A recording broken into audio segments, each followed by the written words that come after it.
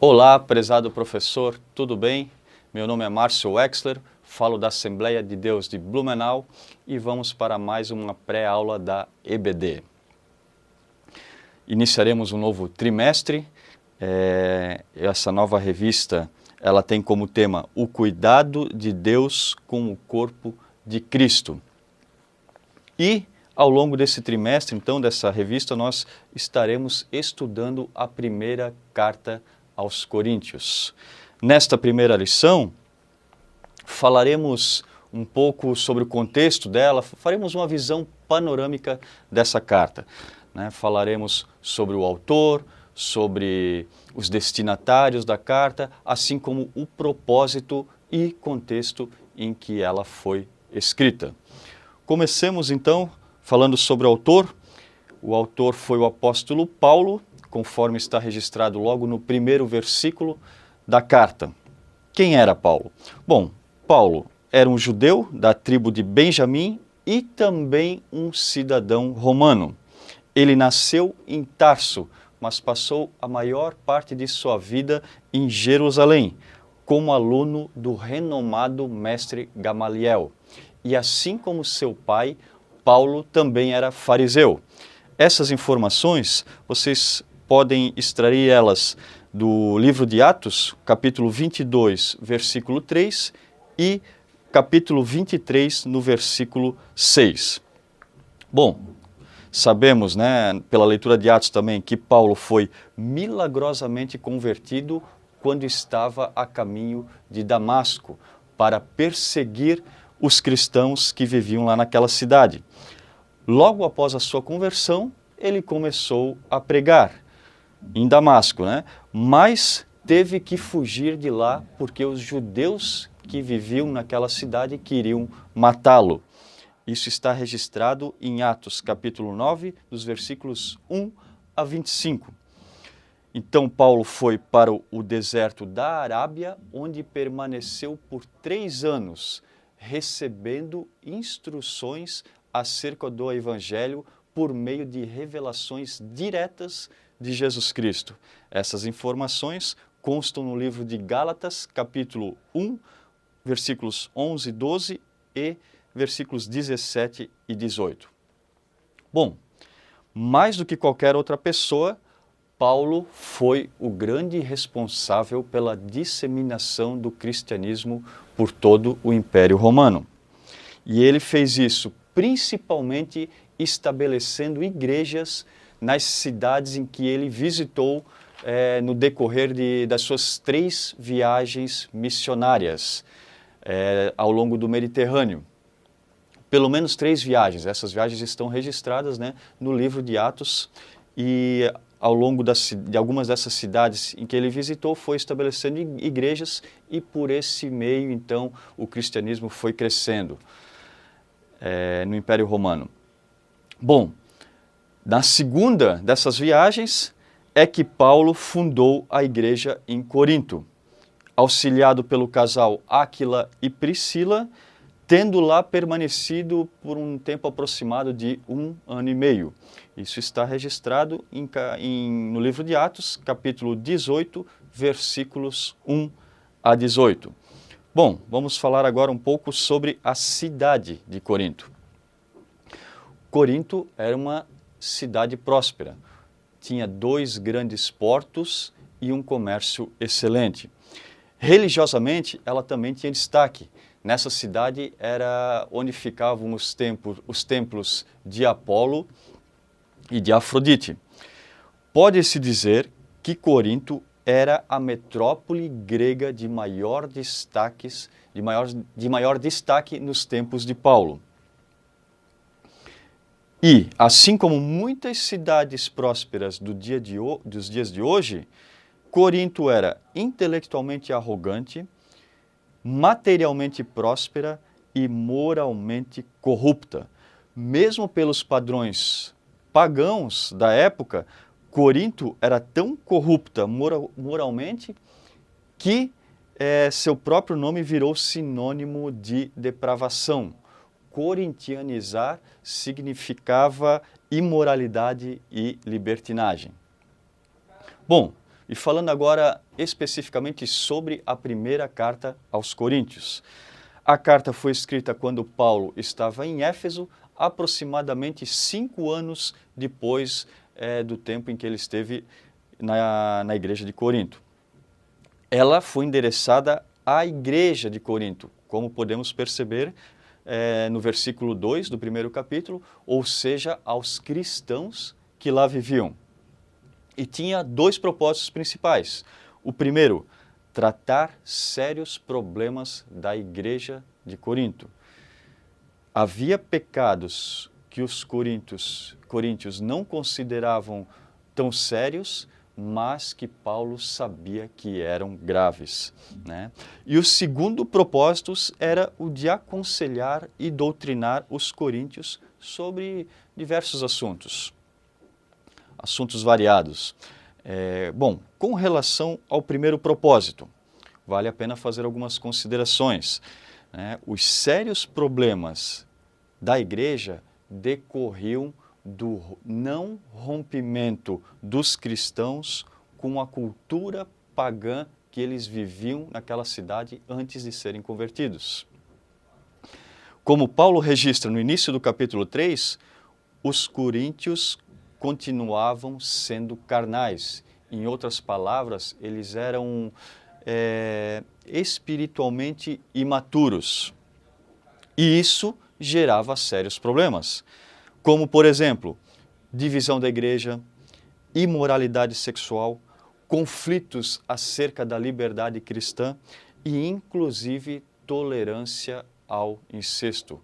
Uma prática que era considerada repugnante até mesmo para a grande maioria dos pagãos daquela época. Bom, nesse ponto eu gostaria de estar fazendo um parênteses.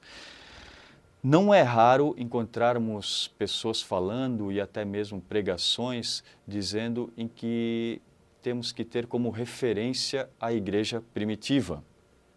E as pessoas que falam isso, elas tomam como base alguns versículos do livro de Atos dos Apóstolos, especialmente os versículos finais do capítulo 2 e do capítulo 4 de Atos. Eu vou ler aqui um desses textos que está lá em Atos 4, versículos 32 a 35, diz assim: E da multidão dos que creram, um só era o sentimento e a maneira de pensar.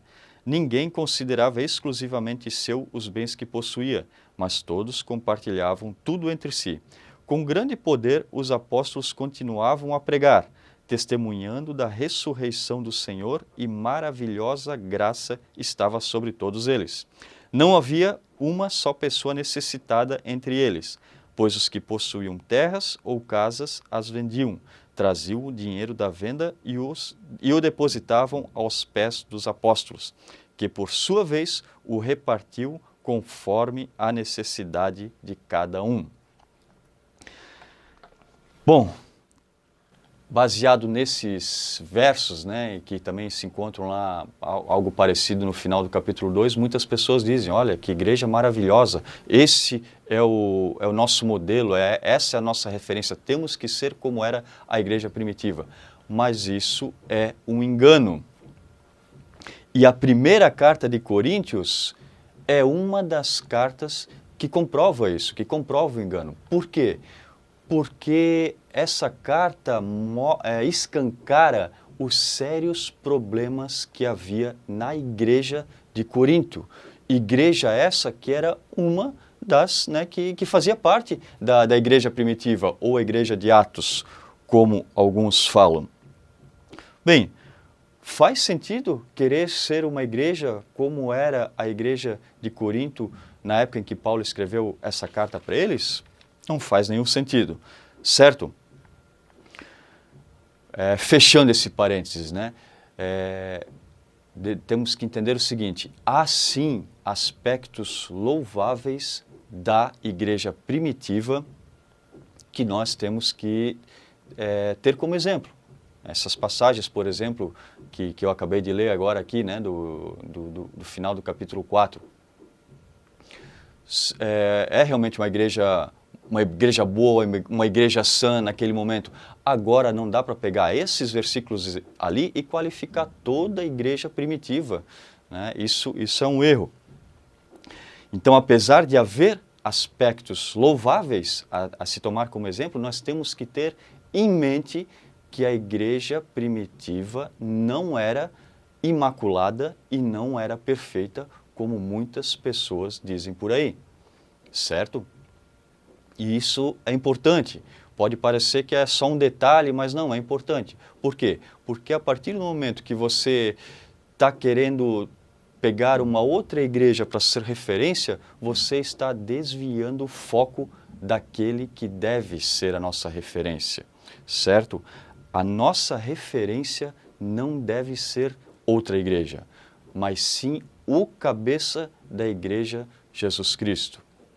Bom, era só esse parênteses que eu queria fazer, aproveitar esse momento, né, que estamos, a carta de Coríntios aqui, ela mostra bem que a igreja primitiva, ela como um todo, não era santa e imaculada como alguns querem nos ensinar, né? Acho importante deixar esse destaque aqui, para que seus alunos, né, quem sabe se já ouviram falar isso, não venham a ser enganados dessa maneira, saibam, né, qual é a verdade.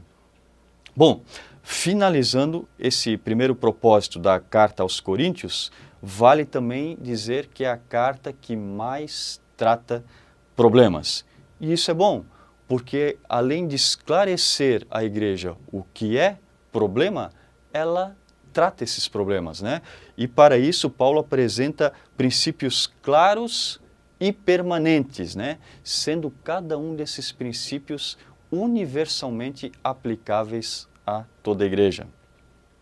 Bom, vamos agora falar um pouco sobre o segundo propósito principal dessa primeira carta aos Coríntios, que é o de aconselhar e doutrinar os coríntios sobre assuntos diversos, questões relacionadas, por exemplo, a casamento e família, que está lá no capítulo 7, limites da liberdade cristã, capítulo 10, ordem nos cultos, incluindo a celebração da Santa Ceia, nos capítulos 11 e 14.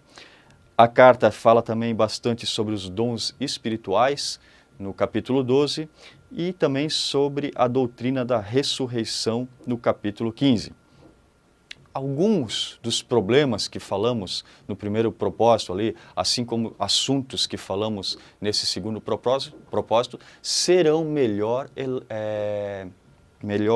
abordados, né, ao longo das lições desse trimestre. Por fim, quero também dar uma ênfase numa das características da carta citada pelo comentarista da lição, que é justamente a questão do contraste entre a loucura da cruz e a sabedoria do mundo. Vamos ler aqui um trecho que está em 1 Coríntios, capítulo 1, versículos 21 a 23. Diz assim: considerando que, na sabedoria de Deus, o mundo não o conheceu por meio da sabedoria humana, foi do agrado de Deus salvar os que creem por intermédio da loucura da pregação.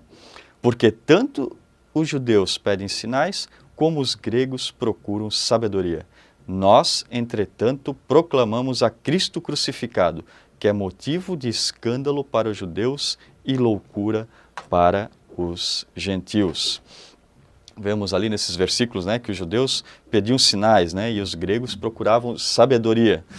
No entanto, né, os cristãos pregavam a um Cristo crucificado, né, e isso era motivo de escândalo para os judeus e loucura para os gentios. Eu gostaria de ler aqui para vocês uma nota de rodapé da Bíblia de Estudo King James em relação a esses versículos. É muito interessante o que ele diz aqui. Vejam só, ele comenta assim: Deus colocou o mundo todo sob uma grande prova de fé. Os judeus esperavam um Messias com poderes políticos e militares extraordinários que pudesse colocar Israel sobre todas as nações da terra. Jamais poderiam aceitar alguém amaldiçoado por Deus. Eles falam do amaldiçoado por Deus porque se referem à crucificação de Cristo, a forma como ele foi morto, né? Os gregos escarneciam de uma divindade que, a seus olhos, não tinha a sabedoria filosófica e poder para salvar a si mesmo da condenação à morte da cruz. Ou seja, os gregos também escarneciam disso. Poxa, mas se ele é um ser superior, né, por que ele não escapou dessa morte tão horrível, né? E os romanos tinham certeza de que nenhuma pessoa de boa reputação seria crucificada, de maneira que era inconcebível que Jesus pudesse ser divino e, ao mesmo tempo, um criminoso condenado à pena capital. Ou seja, para os romanos, né, só era condenado à pena capital, a cruz, no caso, né, um criminoso. E não poderia um criminoso, né, condenado a essa pena capital ser o Messias, ser um ser divino. Então, voltando à primeira frase que o comentarista falou aqui, né? Deus colocou todo o mundo sob uma grande prova de fé. E essa prova de fé valia naquela época, mas vale até os dias de hoje, certo? E que prova de fé é esta? Bom, crer na mensagem da cruz, que o filho do carpinteiro que morreu crucificado, é o Messias, o Filho de Deus, e que ele é o único caminho para a salvação. Essa mensagem é loucura para grande parte do mundo, inclusive nos dias de hoje. Eu sugiro, professor, que você veja e mostre aos seus alunos o seguinte vídeo, que está disponível no YouTube. Jorge Pontual, da Globo News, diz que volta de Jesus é maluquice. Bem assim, você procura dessa maneira, você vai achar esse vídeo ali. É 30 segundos só.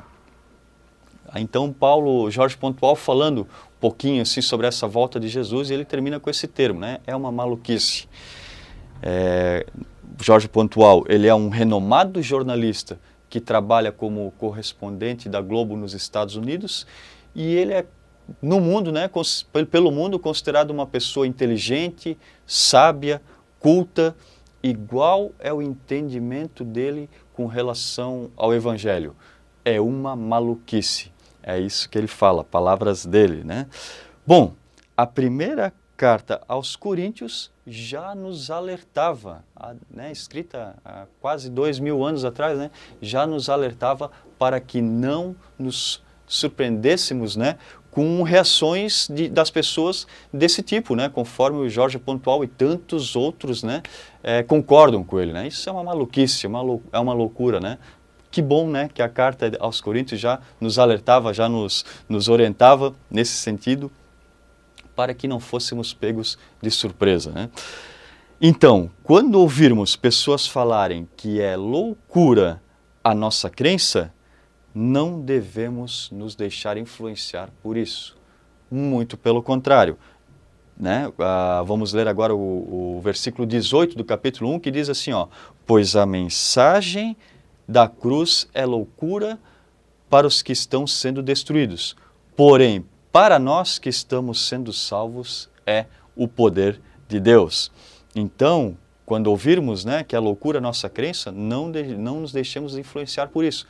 Ao contrário, devemos nos apegar a esse versículo que eu acabei de ler aqui e ter a convicção de que a mensagem da cruz é o poder de Deus. Poder esse que liberta, que nos salva e nos dá a vida eterna. Dessa maneira, eu concluo essa pré-aula de hoje e desejo a você, professor, uma excelente aula e que Deus o abençoe. Um grande abraço e até a próxima.